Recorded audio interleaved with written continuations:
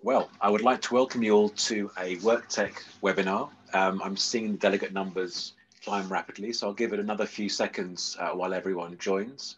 But we're looking forward to a really exciting session today and a really stimulating debate as we continue this journey to kind of define the new hybrid workplace and work out what we do as a community and to transition to this workplace of the future.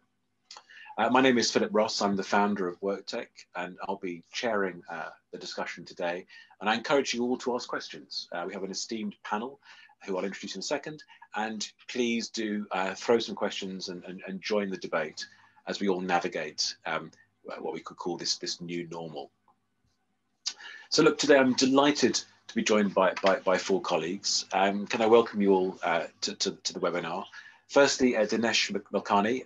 Dinesh is the founder and CEO of Smarten Spaces, and I've known Dinesh for a long time. Dinesh is ex-Cisco from your background, based out in Singapore. So Dinesh, welcome. I know it's late in the evening, but it'll be an enjoyable session. Joining Dinesh, Jenna Geigerman, who's Director of Real Estate and Strategy at Citrix. Jenna, a warm welcome. Citrix, of course, a major player in enabling us all to be effective virtually and remotely, so really excited to hear your views. Robert Morelli, Bob, please turn on your camera. Bob is head of CRE for the USA at HSBC, and Bob joins us to give us a really exciting perspective from his part of the world and from a major global bank. And finally, to join our panel, Francisco Acoba. Francisco, a warm welcome. Francisco is the MD and National Practice Lead at Deloitte, Occupier and Workplace for the USA.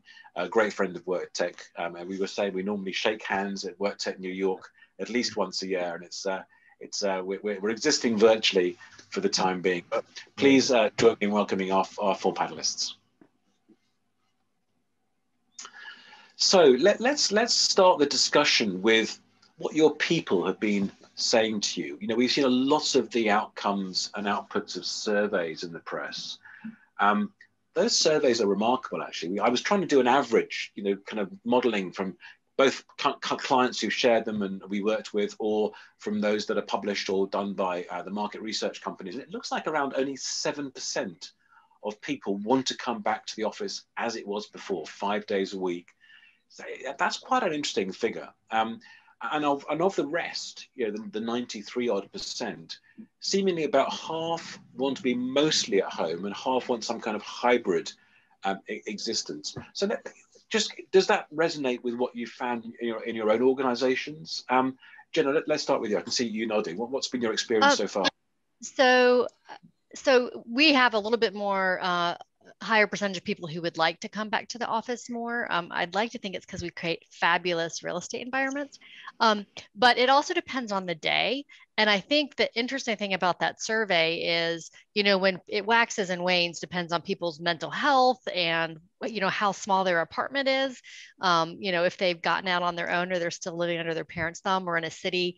And then I think what will be really interesting is right before people have to make a real decision, they'll probably have an opinion, but after they've been back in the office for a couple of weeks, it may change that quickly. You know, I think there's a pent up demand, but then people will also appreciate the balance. But I think the large percentage being hybrid is really what we've seen.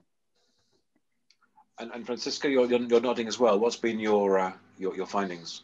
Yeah, no, it's very consistent to what we've discerned from discussions with literally hundreds of organizations over the past year now, and surveys that we've done specifically in the marketplace.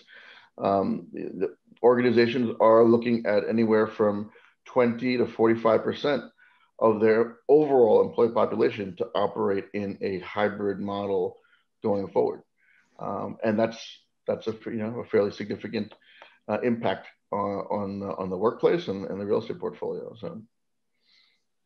And Dinesh, seeing similar findings? Yep, I think firstly, Phil, I actually live that right now. So I do Monday, Wednesdays, and Fridays. I got to tell you, I love it. I think Tuesdays and Thursdays at home is not bad at all. And I'm finding now we're deploying in 17 countries, hybrid solutions, and it seems to be very, very consistent. I think most people want to stay like this for at least a while. Interesting. You talked about Monday and Friday being in the office, because again, we'll debate that a little bit later, but often those are the days people aren't in the office. And it's interesting to how we get that balance right. But what's been your perspective so far? Yeah, it's probably the same as everybody else, and what we've been talking, what we've been hearing. We've surveyed our employees. We've always had, flexible culture in our workplaces, but the surveys have really shown that desire, that sentiment is higher now for people to be more flexible. It doesn't mean necessarily working from home all the time or anything like that, but in that middle ground of more flexibility, more working not in the office.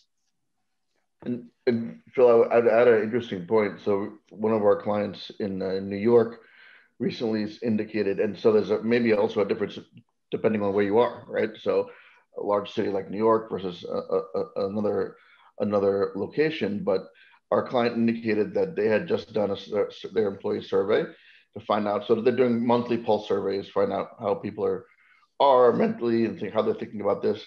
And over those people in the New York area, less than 5% were ready to come back to the office at this point in time. Okay.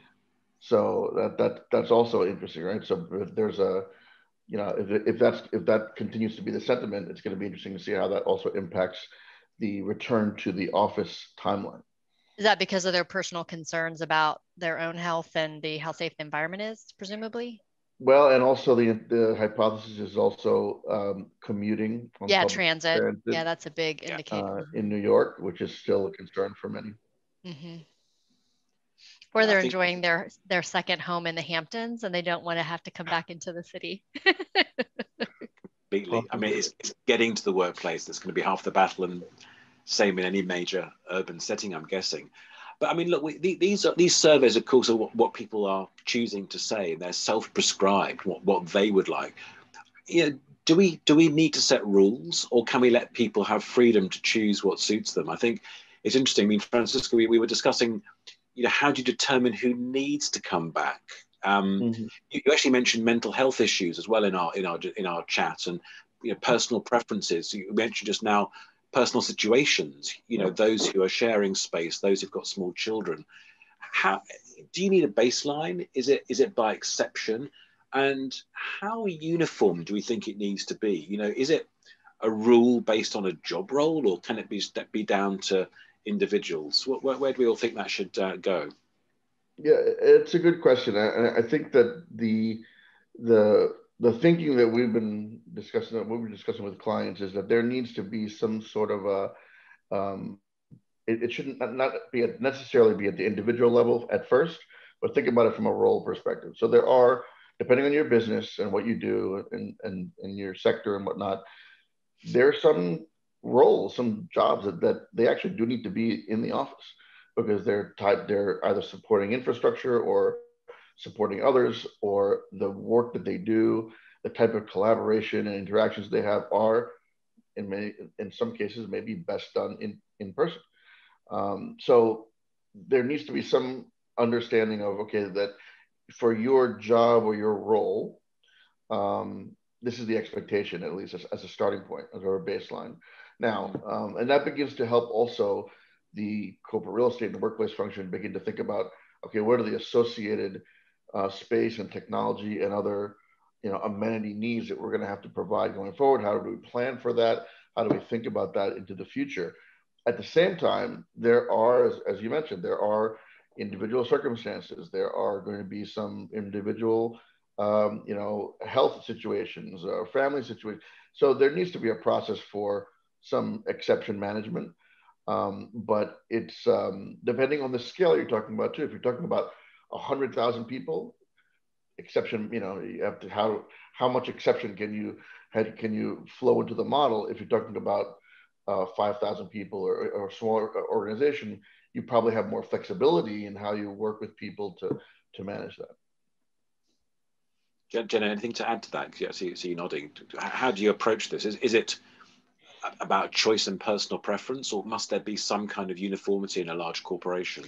I think it's very cultural for the company, right? And so Citrix, as an example, as you mentioned in the beginning, we're all about virtual tools and supporting a mobile environment.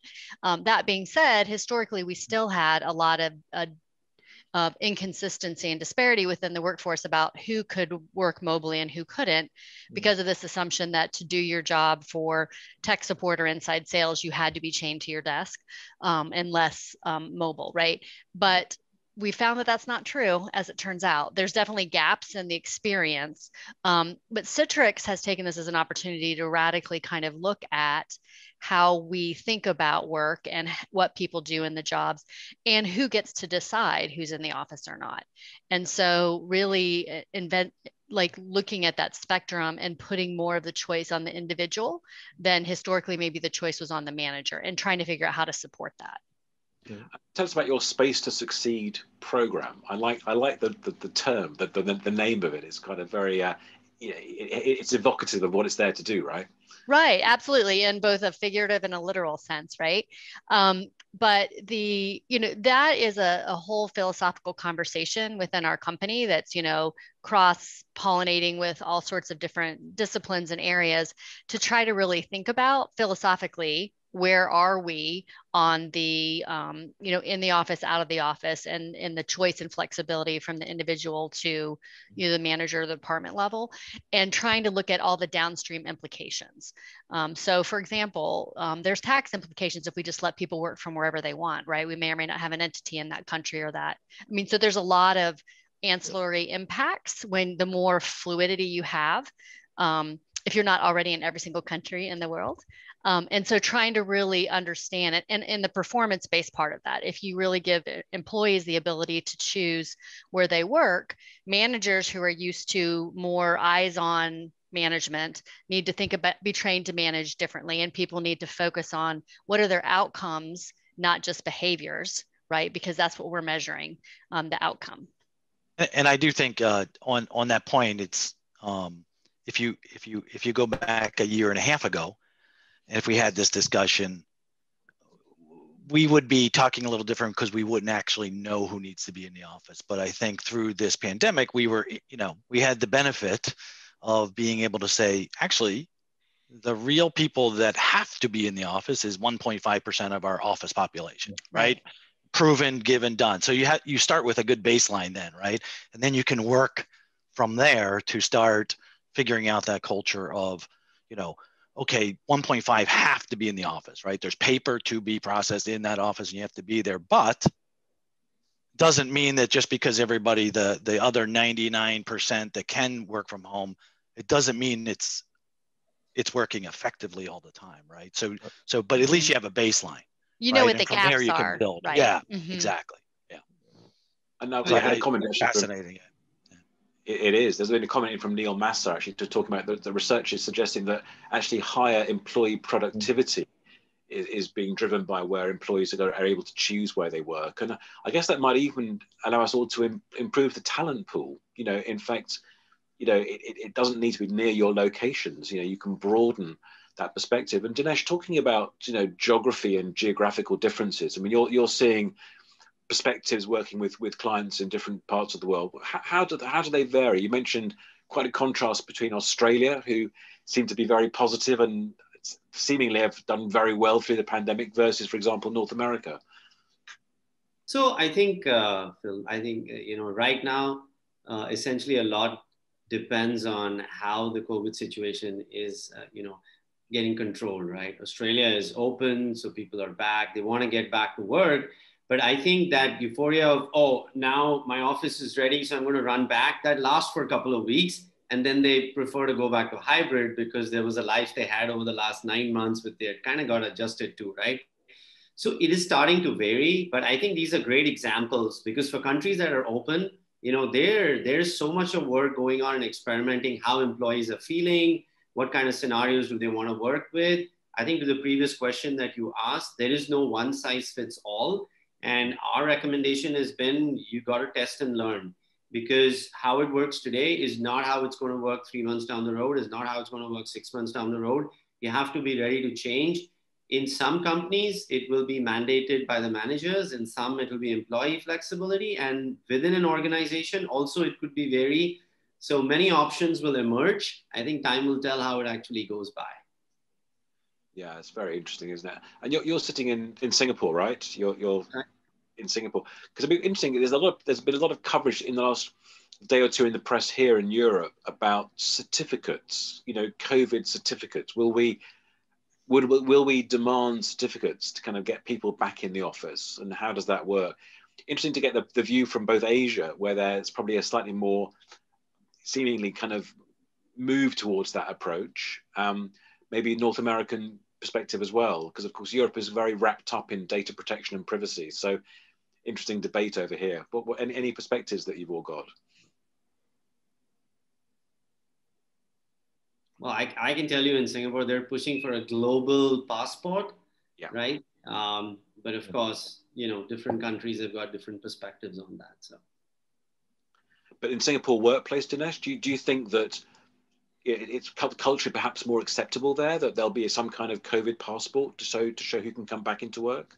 Well, I think it'll be there if it's global. If it's not global, then it'll just depend on what the organization suits. Everybody wants to limit occupancy because nobody wants overcrowding at the workplace. And I think it's the right thing to do, right? So you have to be very mindful of data privacy and things like that. But at an organizational, at a meta level, you can set boundaries, right? You can say, okay, basically 50% can be back essentially any given point in time. So.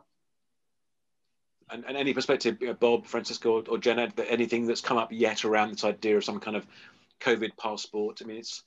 I mean, the unions are having a field day over here. I don't know whether it's been the debate yet in North America or in Canada.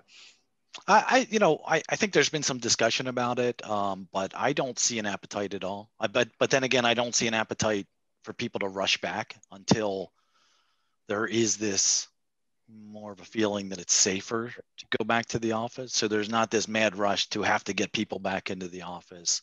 Yeah. So therefore the debate about a passport is not as hot, right? Because we're not rushing back. We're going to go back when it's safe to do so. And, collectively people are going back in. But to Dinesh's point, that could take a while, right? And it might be a lower population. There might be just some people going back, more voluntary for a long time.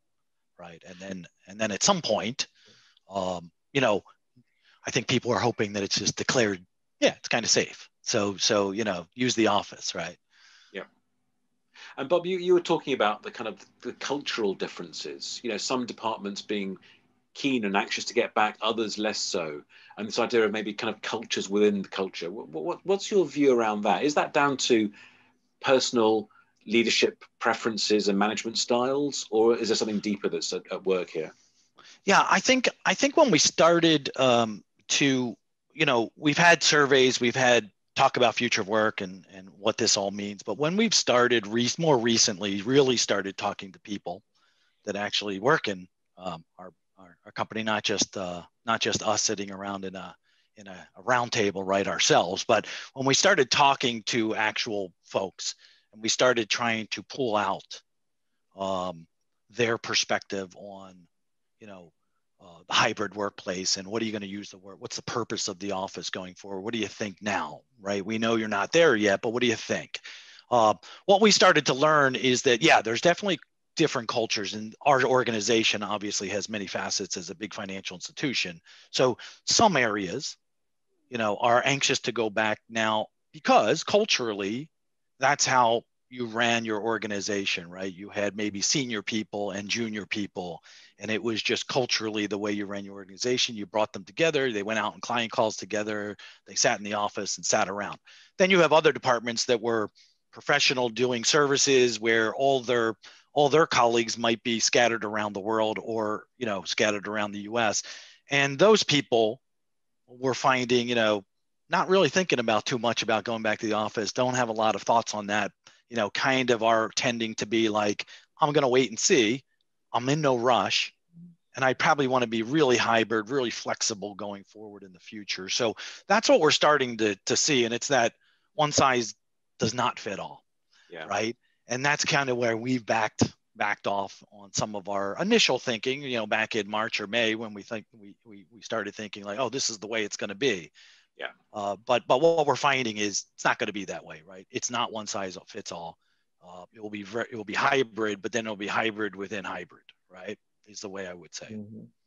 And we've seen a lot of interest, for example, from salespeople who that's where most of our requests to meet, to come to the office, to see each other and to return. People who may be more naturally extroverted and draw energy from other people, it's a little more challenging for them to get that same momentum at home. And so they're a little hungrier to come and convene in whatever way they're allowed to do it.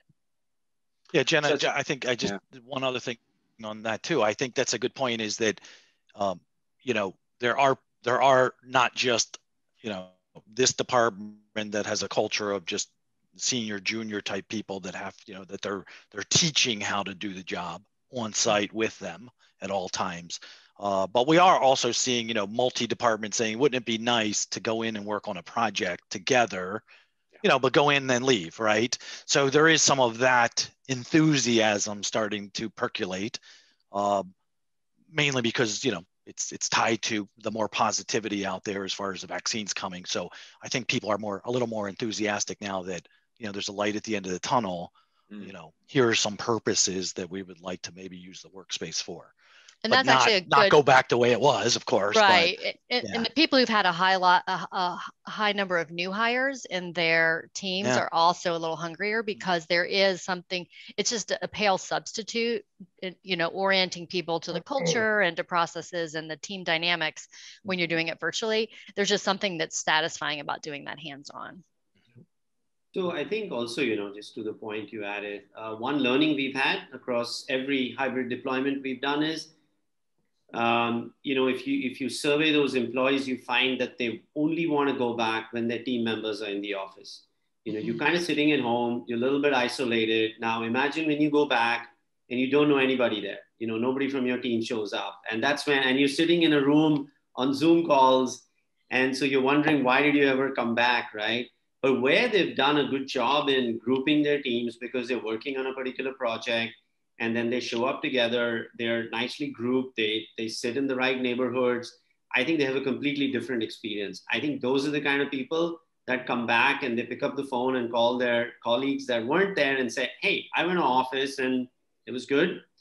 I kind of stepped out. Now they don't want to do that every day, but they certainly want to get back. And if companies can manage to do that effectively, I think they'll preserve their culture in the long run.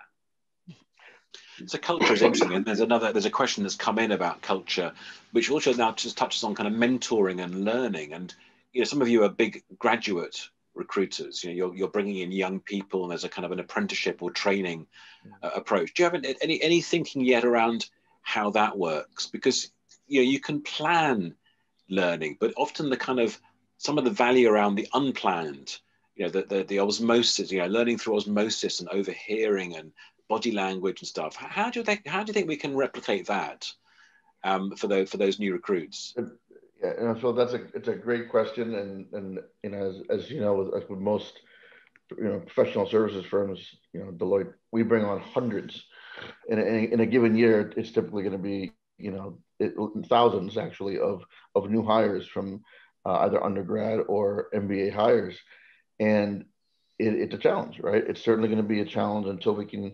And we used to bring all these people together, literally bring them together, at our Deloitte University outside of Dallas, to have that experience of the cohort and be able to go through that experience together as they're beginning to develop their persona in the firm.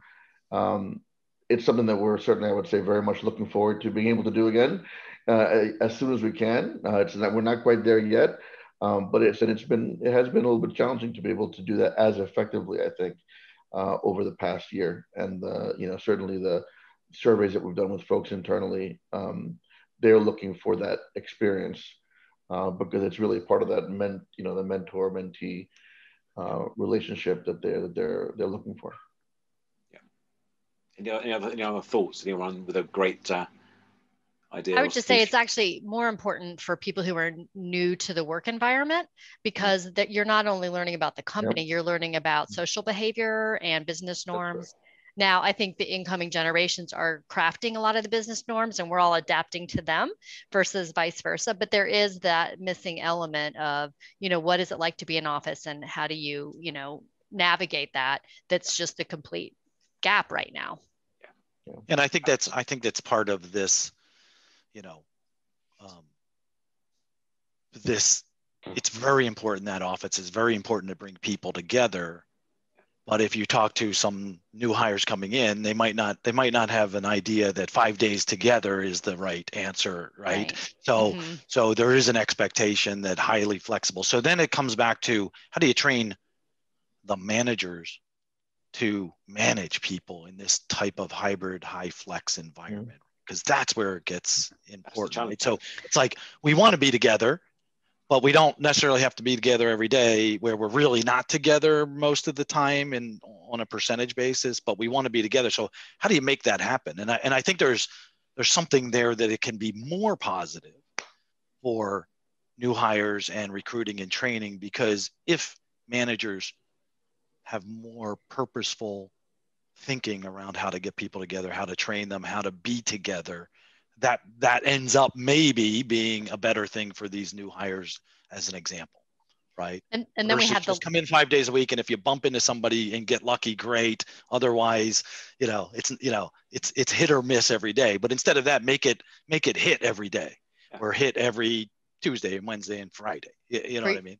For your team, right? Because there's definitely this. Exactly. Right now, we all have this, common experience. We're all equal in this Zoom. So now you imagine that half your team is here on Wednesday, and then you're trying to have a shared conversation where everyone has an equal place, and half the people are there virtually and half the people, which will be that way for a long time. Because at Citrix, we're not requiring anybody to come to the office until there's a vaccine in place, and we're in a safe post-COVID environment, whenever that is, right? So you're going to have this inconsistency, which we've always had from international teams working together, from people from different geos, even within the same country. But now we're kind of used to everyone having a seat, and not that one person who can't be heard on the conference call and kind of gets ignored because they're on the virtual meeting and not in the room. I mean, that's the biggest, this the idea of leveling out. I mean, I'm calling it digital equality. How do you get this experience to be right? Because it's always been a second-class experience, hasn't it? The classic dialing into a meeting room remotely, you're forgotten about, you can't really engage with what's going on. You certainly really can't collaborate effectively. And that's one of the biggest, I think, problems to solve, as you described, Jenna, to kind of get this idea of a hybrid. And so let's talk about digital tools. I mean, I think, a lot of these solutions requires a very exciting approach to digital workplace. I mean, Dinesh, let's start with you. I mean, if people want a frictionless experience that we're hearing, how will you enable that? What's your approach, do you think? Because your background is tech, and I'm intrigued as to how you're delivering some of these ideas. No, it's been a crazy year, right? And so, when we started out, everybody said it's about, we have to give a digital solution around safety. So I know many businesses are working from home, but remember, many businesses are back to work because they are part of that essential service category, right? So the priority was get them back in safely, and everything should be tracked digitally, health declarations and temperature taking, et cetera. And then it started shifting to, a little bit about, okay, now they're back and we need them to select seats. And so the booking app became the big thing that we had built. But then that very quickly became into, well, but I show up and I don't have my colleagues, and then the whole culture thing and isolation and everything else.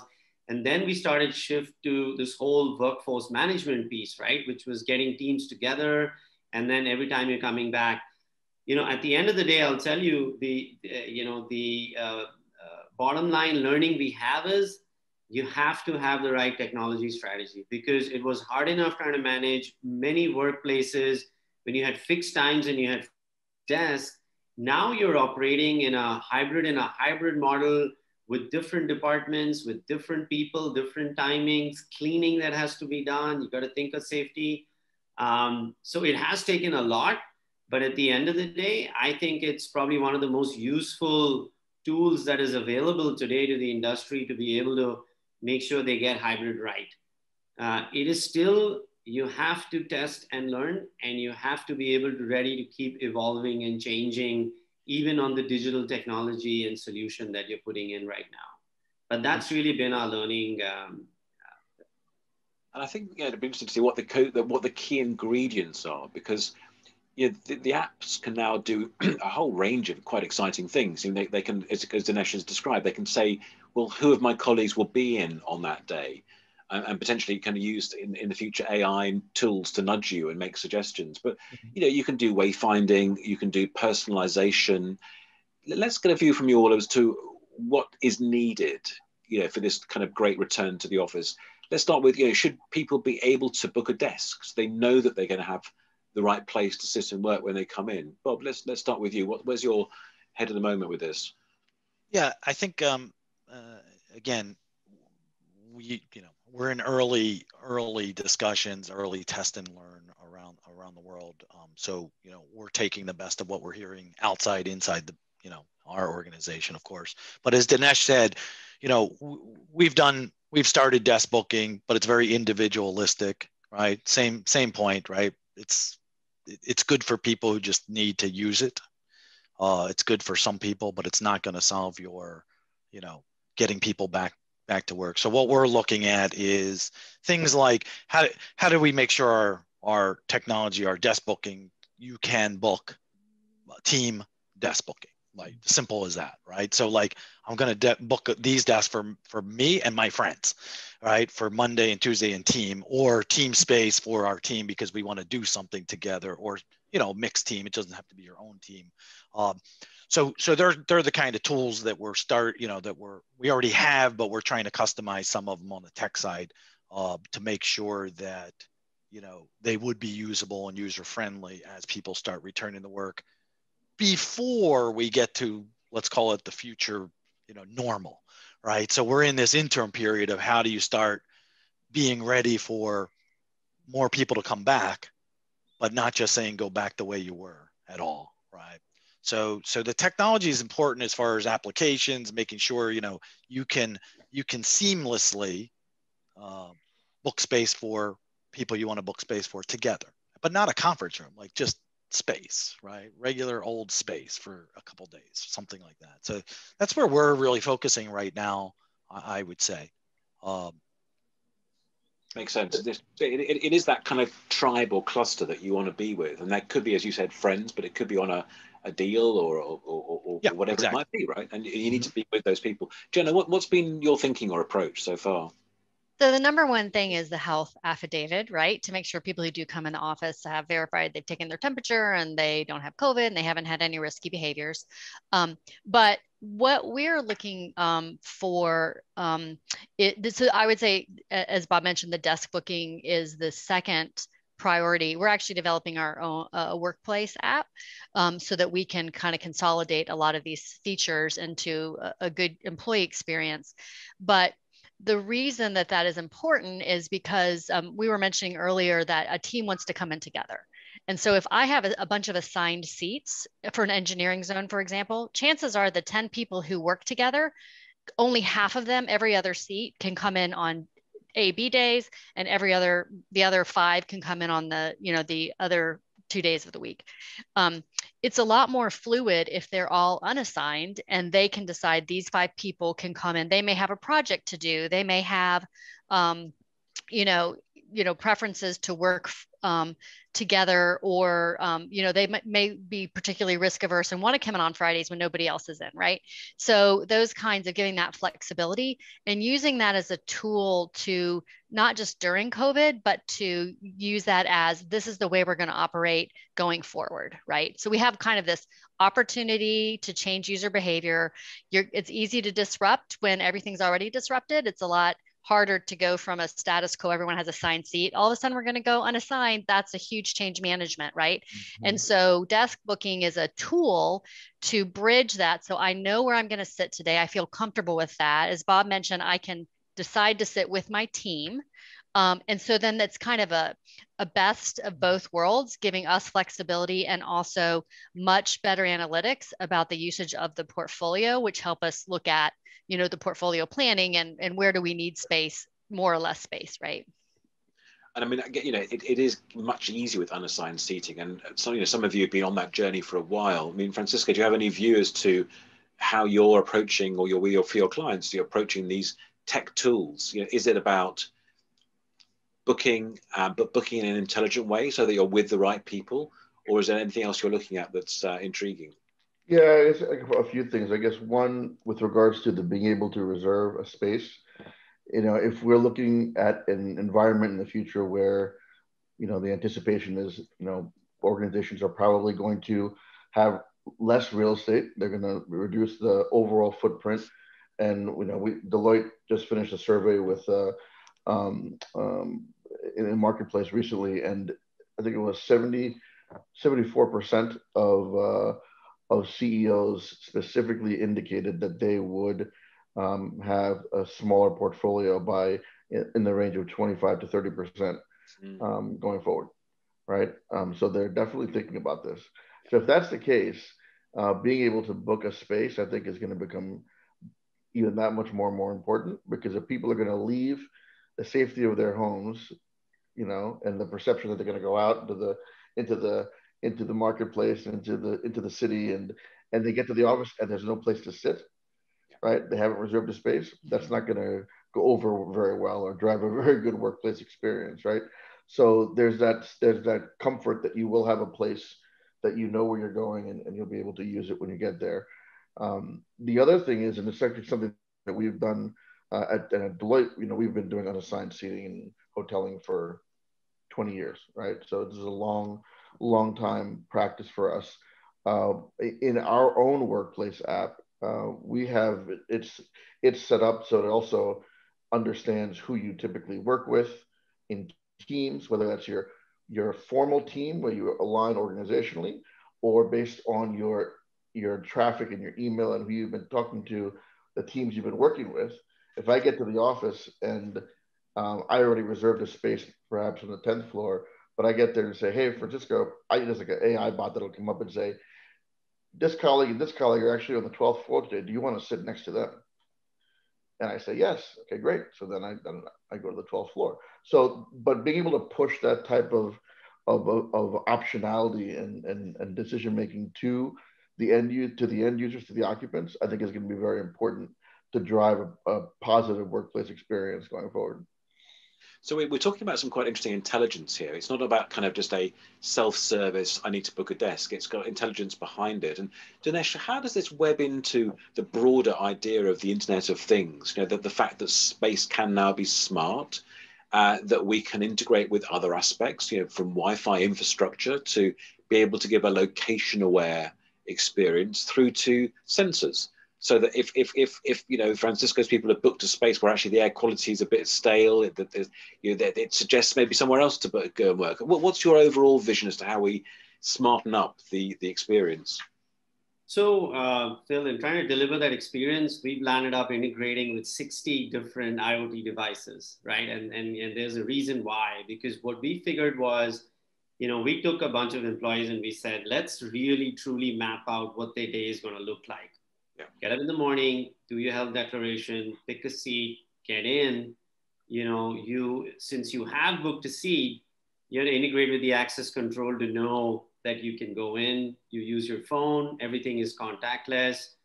You go ahead, call your elevator, get inside. Wayfinding helps you find a desk. Now to wayfind, you need to connect to the Wi-Fi network. You need to triangulate with a bunch of sensors. You go in there, you check in. So at every stage, this is all transparent to the user, by the way, but the system is connecting with all these devices as you're walking in, because you don't want the employee to be doing all these different things, right? To them, it's one simple, single flow, but in the back end, you have to connect to all these different devices. That's where you get the real employee experience. They just deal with the application. The system makes recommendations, which I think is the right way to go. They can always change the recommendation. That's not a problem, right? But the system's looking at, to the point Francisco was mentioning, who do you normally hang out with? Which team are you part of? Which is the best neighborhood to put you in? Yeah. But at the same time, you could change it. Now, if you don't show up, that desk is just lying there booked for you.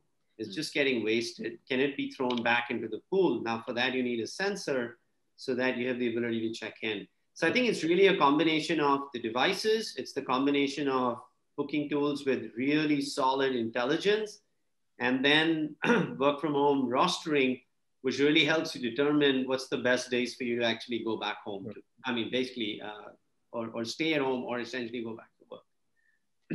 And Dinesh, I've always been really impressed by the innovation in Asia, in Southeast Asia. Some of the banks, the big consumer companies have really pushed the boundaries, especially around digital workplace and innovation. How are they using these tools? Are they early adopters? And if so, what can we learn from what they've done or what they're doing and realizing?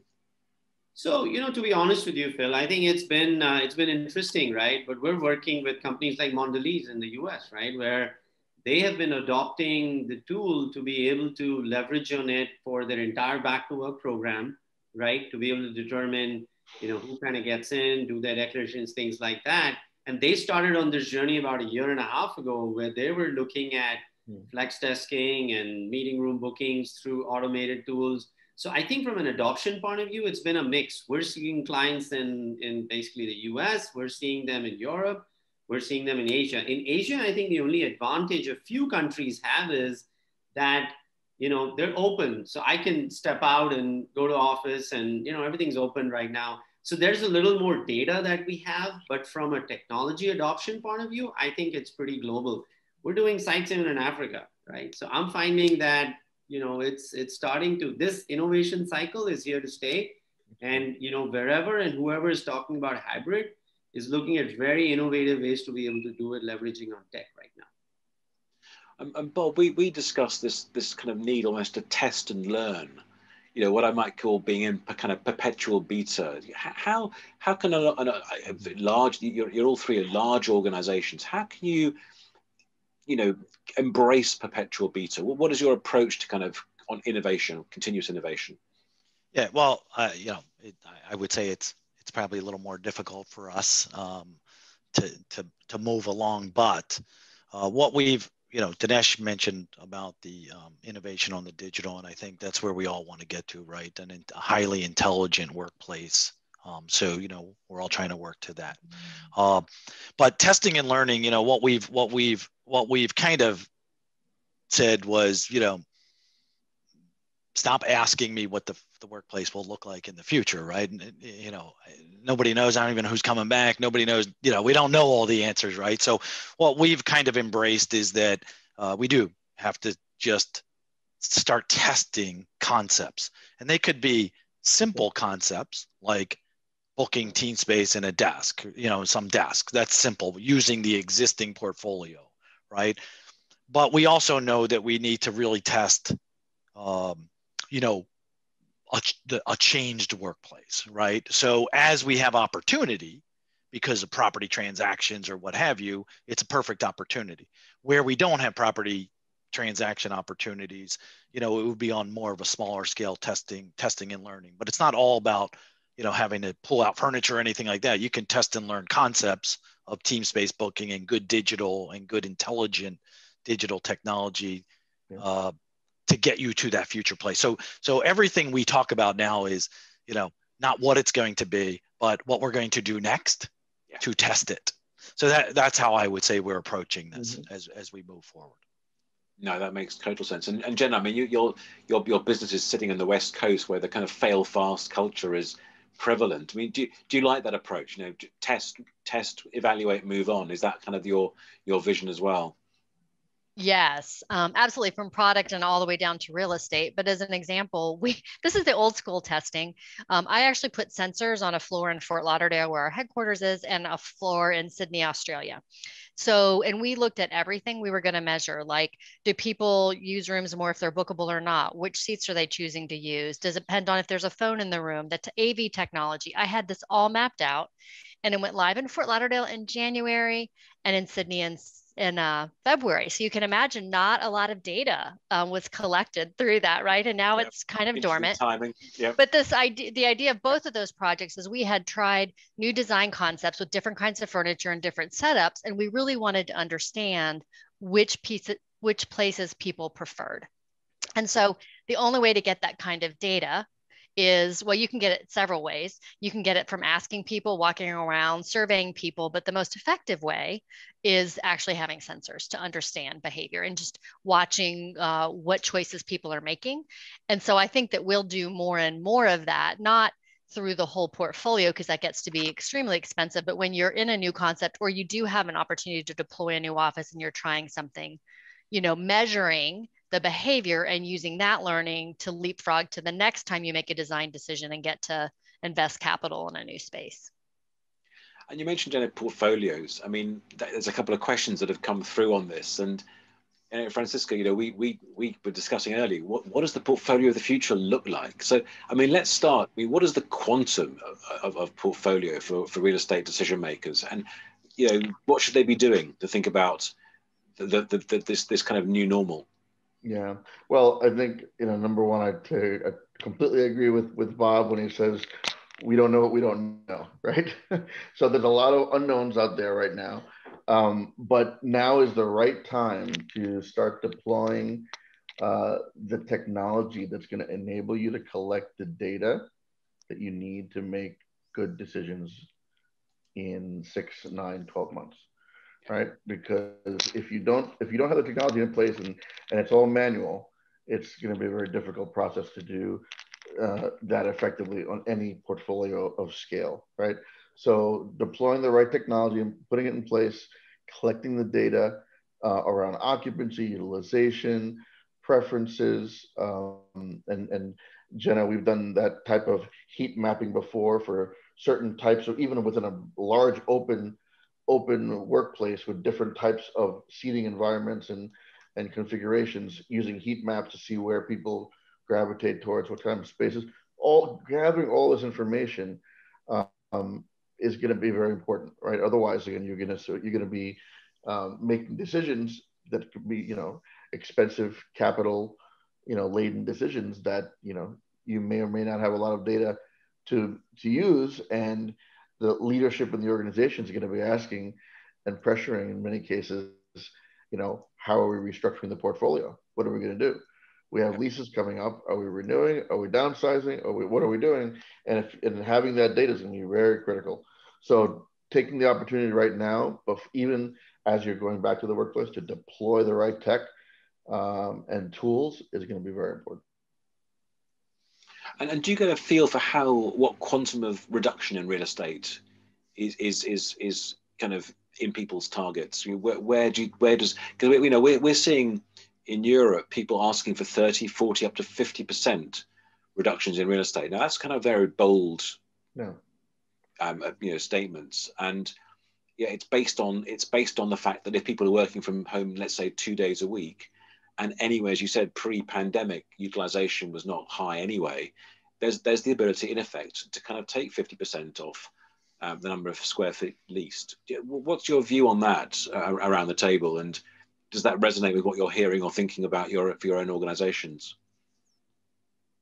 I think the other thing to add to the conditions that are changing, how many people are coming to the office, is that people are tending, in this remote world, they can hire people that are not near a home office, or people are moving places.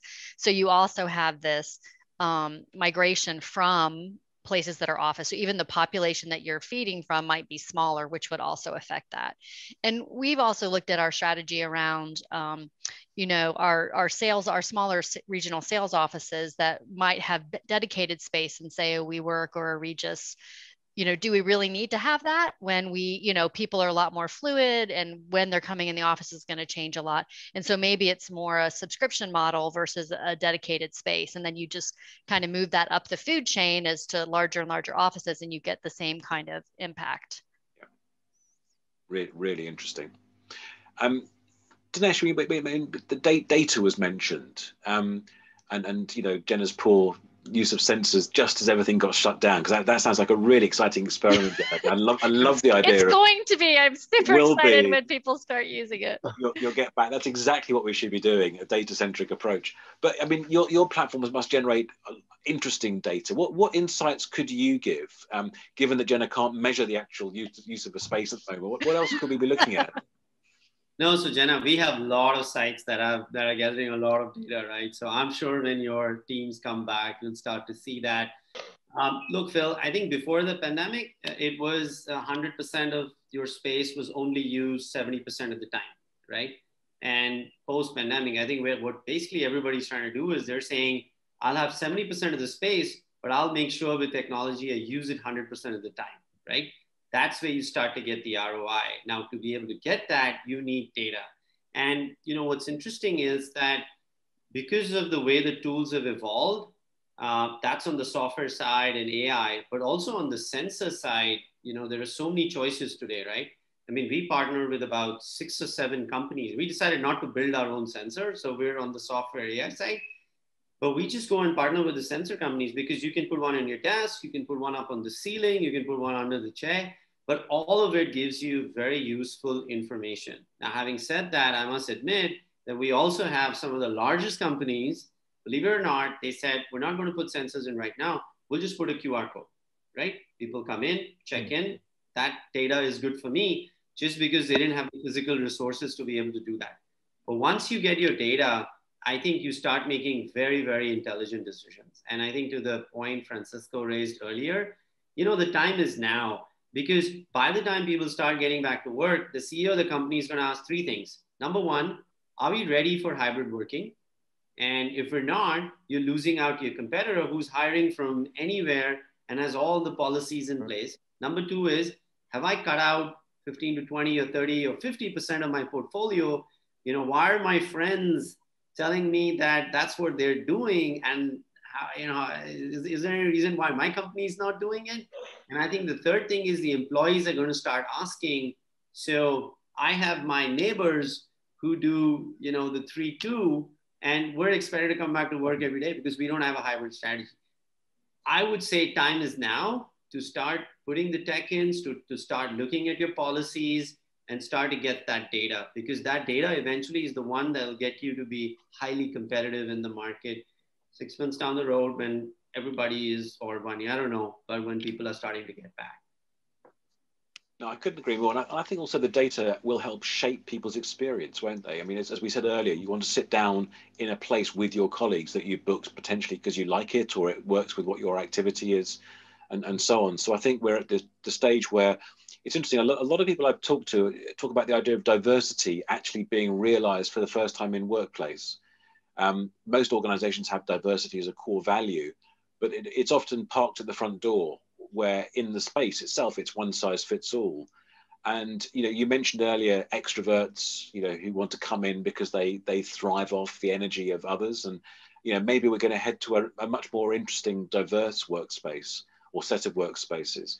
So let's kind of end. It's been a really interesting discussion. There've been lots of interesting questions. And I can also see participants from all parts of the globe, actually. It's been really interesting to kind of get a flavor. So for those that are doing this from Asia Pacific, I can see a few.